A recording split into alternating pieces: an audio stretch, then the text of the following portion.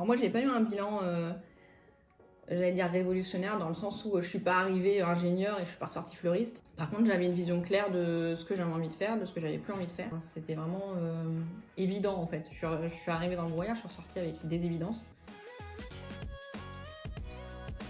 Bonjour, je m'appelle Cécile, j'ai 41 ans. Aujourd'hui, je suis coordinatrice retail. Je m'occupe donc des magasins, de toute la partie back-office. J'ai 2 enfants de bientôt 10 et 7 ans et j'ai fait mon bilan de compétences en 2016. Alors, quelle était votre situation professionnelle avant d'entamer votre bilan de compétences? J'étais gestionnaire de stock depuis une petite dizaine d'années. Et donc, j'ai ressenti le besoin d'un peu faire le point. Dans quel état d'esprit étiez-vous à cette époque? Dans l'interrogation, je me posais des questions par rapport à mon passé, à ce que j'avais fait jusqu'à présent, au fait que voilà, ça faisait une dizaine d'années que je faisais le même type de poste et j'avais besoin un peu de me poser, de prendre du recul. Comment avez-vous vécu cette expérience? Moi, je vois ça vraiment comme enfin, je m'en souviens comme d'une petite bulle euh, protégée du monde, entre guillemets, où j'étais vraiment centrée sur moi, à un moment où en plus...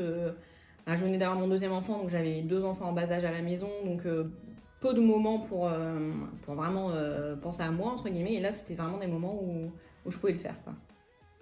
Avec un peu de recul, quel regard portez-vous sur cette expérience? Qu'est-ce que le bilan de compétences vous a apporté personnellement et professionnellement?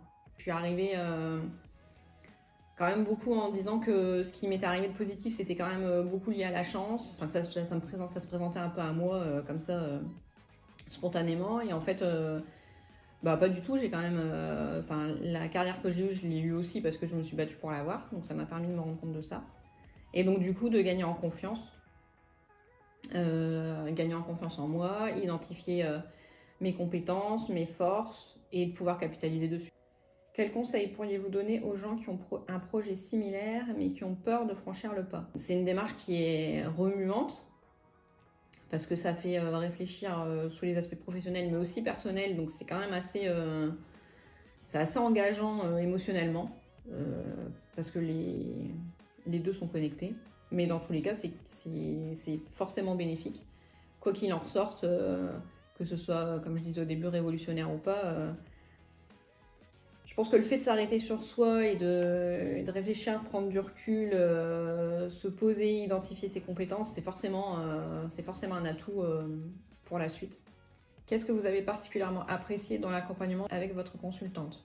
Du fait que la vie professionnelle et la vie personnelle sont interconnectées, et j'ai vraiment eu confiance en Fanny pour aborder tous les sujets avec elle. En fait, c'est souvent ce que je dis aux gens qui cherchent qui réfléchissent en tout cas à entamer un bilan de compétences. C'est de vraiment bien choisir le consultant. Moi, pour le coup, la confiance que j'avais avec Fanny, ça m'a permis aussi de solidifier ma confiance en moi. Donc, c'est vraiment un tout. Et moi, c'est ce que j'ai particulièrement apprécié, c'est ça, quoi. C'est le côté global de la prise en charge.